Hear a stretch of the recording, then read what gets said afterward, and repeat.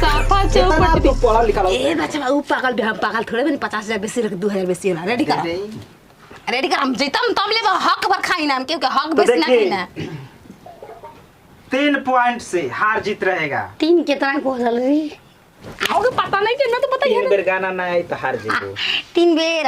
कोनो गाना हम 10 बेर गाने 3 बार के बातें छोड़ो यार कह के ऊ कहा था कोनो गाना अरे तू रेडी कराओ पागल हामी जी तो हम जानता ना पूछ लो हां तार नाम कबा मंगरी देवी मंगरी सुमरिया अच्छा तू सुनार हो तब एहसास बन गई आई मंगर तो पतो चलो 3 पे चालू 1 2 3